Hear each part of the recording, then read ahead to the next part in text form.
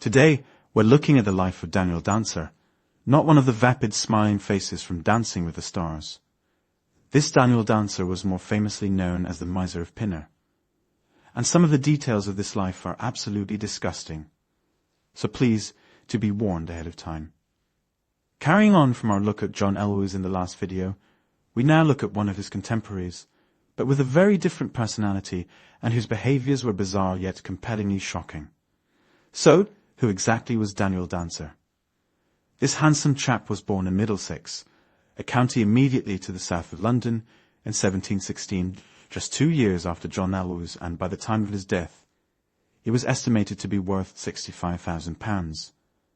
That equates to £7.5 million, or $10 million when adjusted for inflation, to 2025. The thing is, at this point in history, wealth wasn't really measured in outright value, partly because most people's wealth came from land. Instead, it was the yearly income that was the most important thing.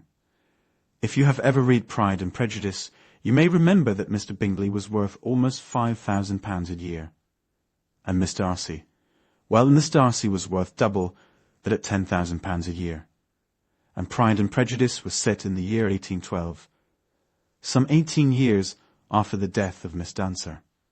So, what about the famous Miss Dancer? It is reported that he was worth £3,300 a year by the 1780s.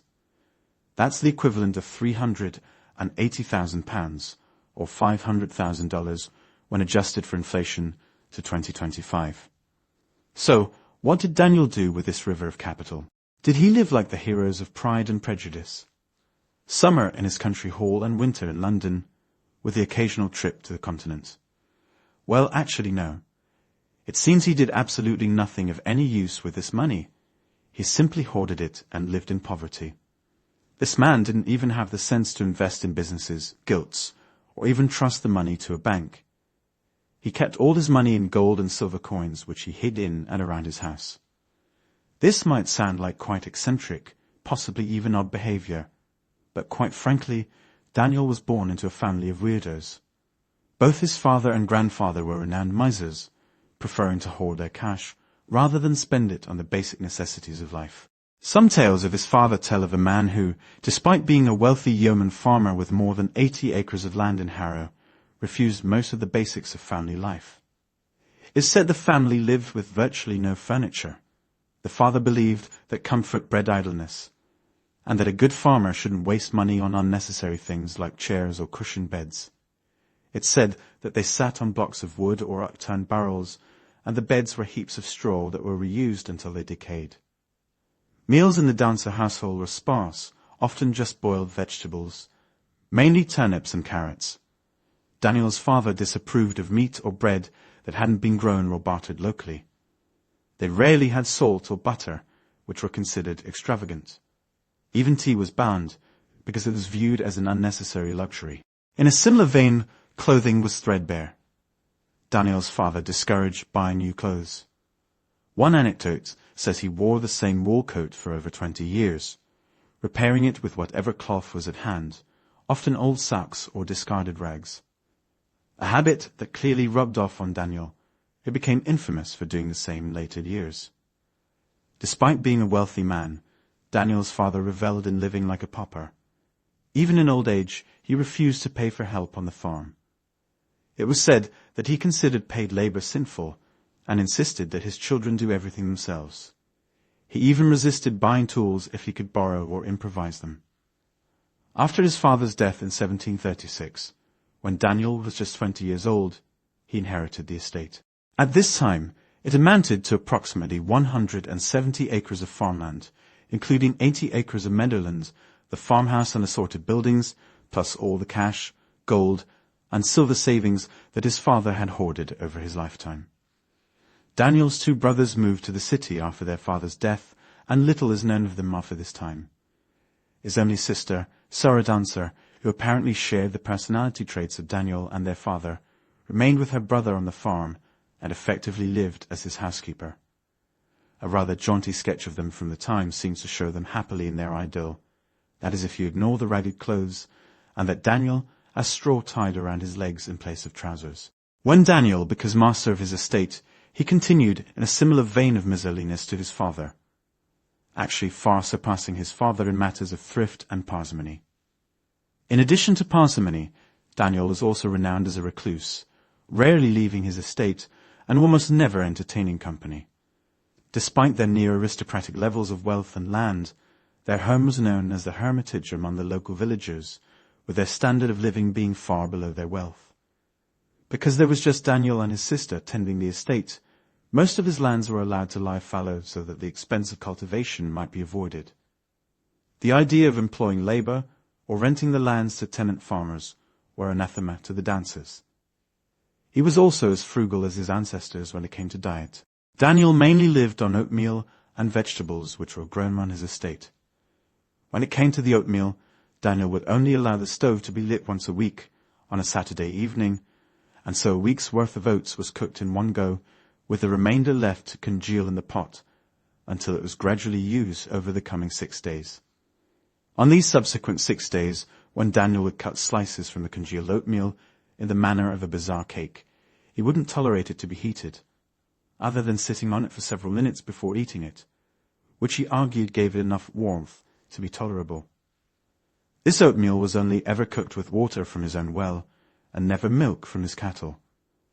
When challenged on this point by a visiting friend, Daniel responded, "Milk spoils the strength of oats, and my oats are strong enough to last me till death." His one extravagance when it came to diet was his fondness for bone broth, and to indulge this, Daniel was known to steal bones from dogs. It was reported he once spotted a large bone in the mouth of a stray dog near a butcher's shop.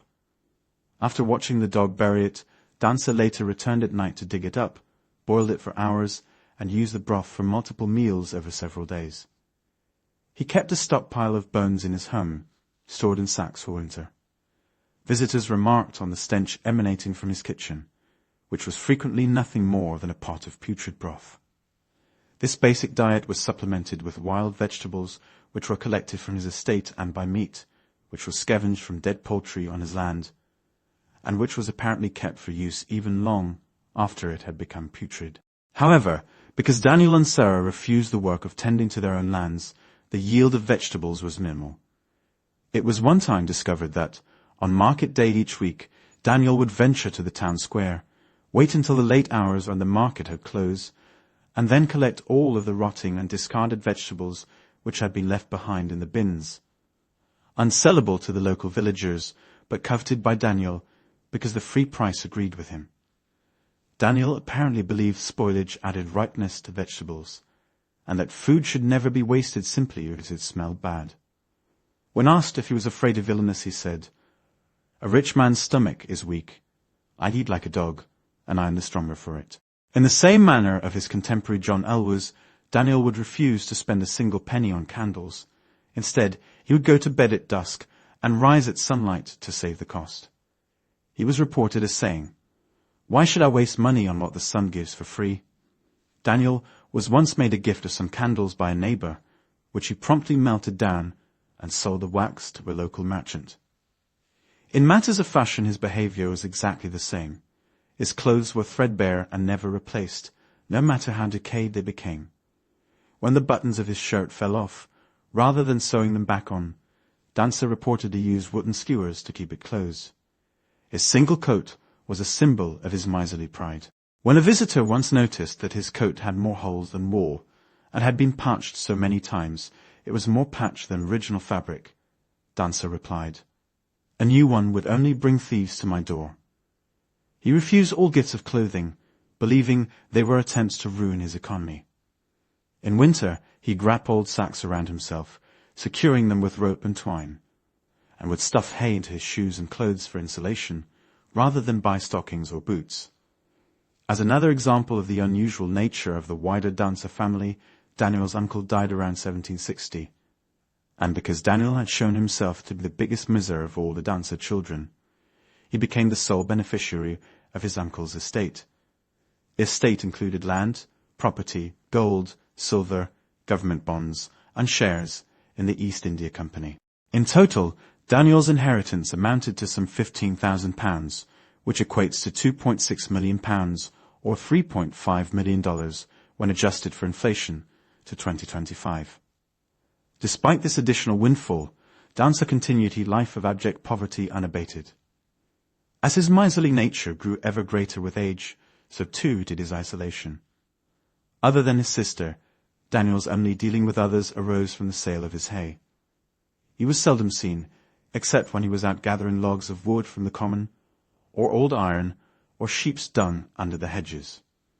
Whilst he was out of the house, in order to prevent theft, about which he was ever preoccupied, he fastened his door up and got into his house through the upper window, to ascend which he made use of a ladder and drew it up after him.